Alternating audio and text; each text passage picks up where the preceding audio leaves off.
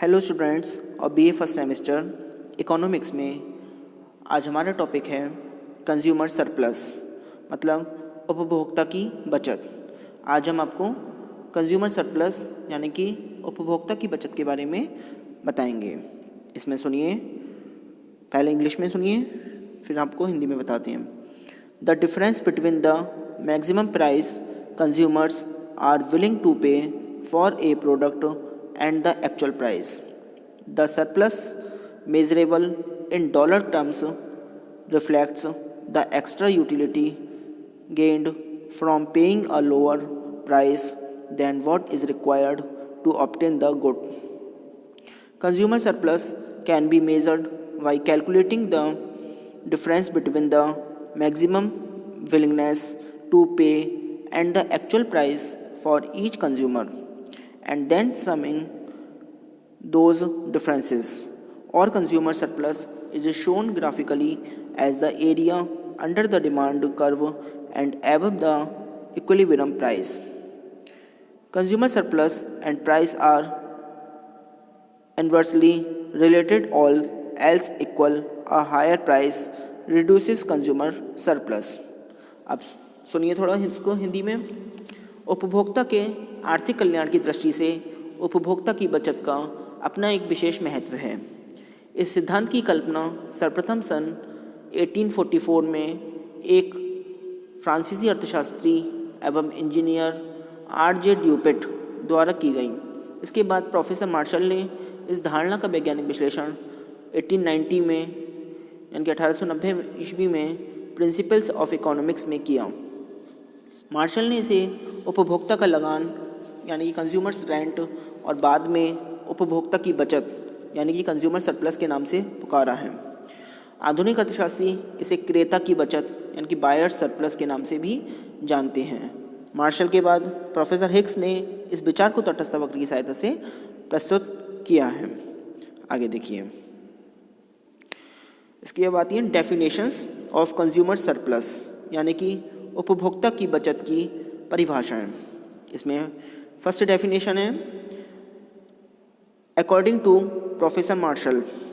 इसमें सुनिए, the excess of the price which he would be willing to pay rather than go without the thing over which he actually does pay is the economic measure of the surplus satisfaction. It may be called the consumer surplus. अब इसको हिंदी में सुनते हैं।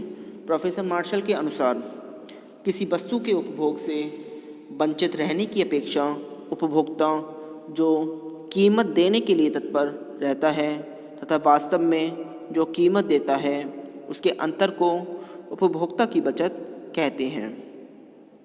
Second है according to professor Tozing, consumer surplus is the difference between the sum which measures the total exchange value. मतलब professor टॉजिंग के अनुसार समस्त तुष्टिगुण और समस्त विनिमय कीमत को मापने वाली राशियों का अंतर ही उपभोक्ता की बचत है। आगे देख, एक डेफिनेशन और है according to professor J K. Mehta. Consumer surplus is the difference between the sum which measures the total utility and that which he derives from it and which he forgoes to procure that commodity. मतलब professor J K. Mehta के अनुसार किसी वस्तु से मनुष्य जो उपभोक्ता की बचत प्राप्त करता है वह उस वस्तु से मिलने वाली संतुष्टि तथा उसे प्राप्त करने के लिए त्यागी गई संतुष्टि का अंतर है।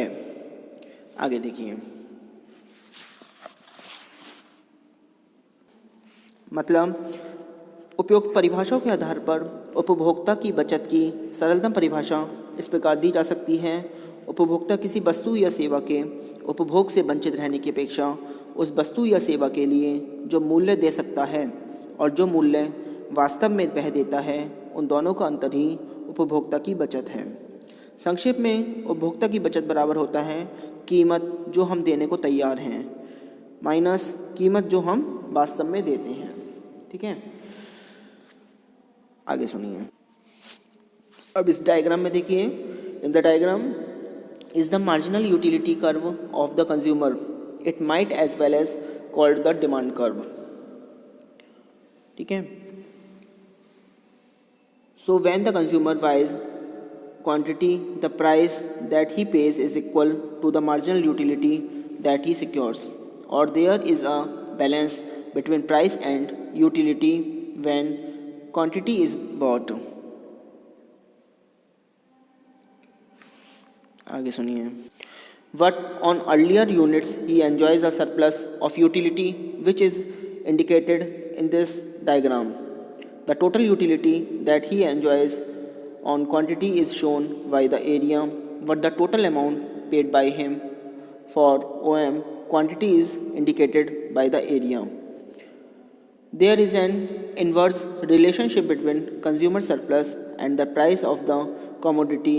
If the price of the commodity falls, the consumer surplus increases. On the contrary, if the price of the commodity rises, the consumer surplus diminishes.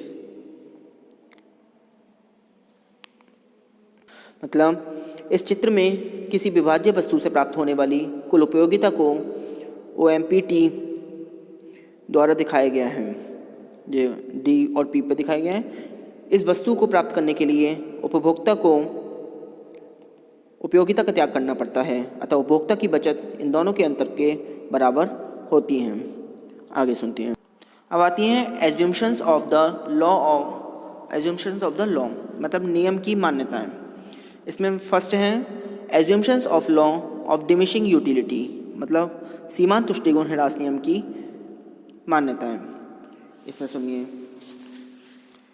In developing the concept, Marshall assumes the utility and satisfaction have a definite relationship with each other. Utility implies expected satisfaction, whereas satisfaction means actual realized satisfaction. Very often there is a difference between utility and satisfaction of a commodity. The commodity may appear to have a high degree of utility when it is bought by the individual consumer, but on actual consumption it may yield satisfaction much less than what was expected.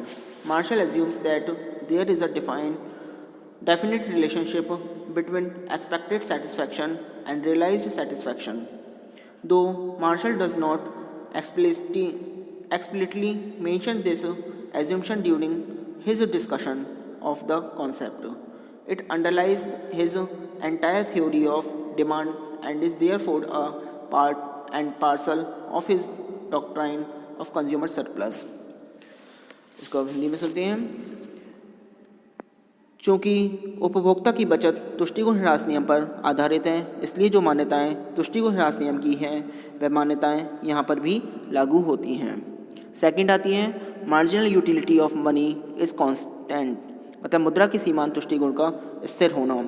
कुछ अर्थशास्त्रियों का कहना है कि उपभोक्ता की बचत जो कंज्यूमर सरप्लस है, इस मान्यता पर आधारित है कि मुद्रा से प्राप्त होने वाला सीमांत तुष्टिगुण यथा स्थिर रहता है। जो मनी से जो प्राप्त होते हैं मार्जिनल यूटिलिटी, वो यथा स्थिर रहता है।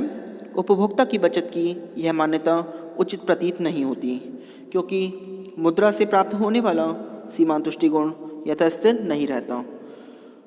जो मुद्रा से प्राप्त होने वाला सीमांत तुष्टिगुण है मार्जिनल यूटिलिटी, वो फिक्स नहीं रहता, बल्कि जैसे जैसे मुद्रा की मात्रा कम होती जाती है उसका सीमांत तुष्टिगुण बढ़ता जाता है, और जैसे जैसे मुद्रा की मात्रा बढ़ती जाती है उसका सीमांत तुष्टिगुण घटता जाता है। ठीक है,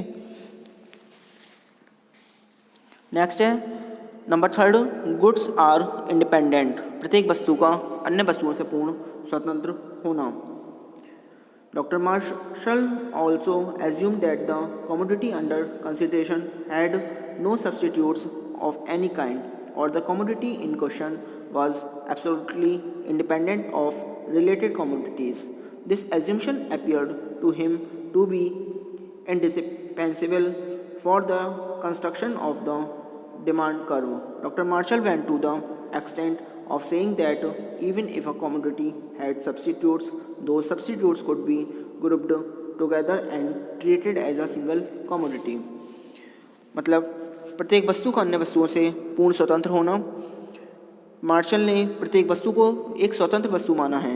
एक वस्तु के तुष्टिगुण पर दूसरी वस्तु के तुष्टिगुण का जरा भी प्रभाव नहीं पड़ता। नेक्स्ट है number 4, lack of substitute goods, स्थानापन्न वस्तु नहीं होती। उपभोक्ता जिस वस्तु का उपभोग करता है उस वस्तु की कोई स्थानापन्न वस्तु उपलब्ध नहीं होती। यदि इस प्रकार की कोई संभावना होती है तो ऐसी स्थिति में मार्शल के अनुसार सभी वस्तुओं को एक ही वस्तु मान लिया जाता है। नेक्स्ट है number 5, no effect in change in income habits and fashion, मतलब आय, रुचि, फैशन आदि का प्रभाव न होना। सुनिए इसमें, Dr. Marshall assumed that differences of incomes, tastes, fashion, etc. did not exert amount to the purchasers. They could be considered as cancelled in view of the large number of purchasers in the market. This assumption was essential for Dr. Marshall because without it, he could not have measured the volume of consumer surplus in the entire market.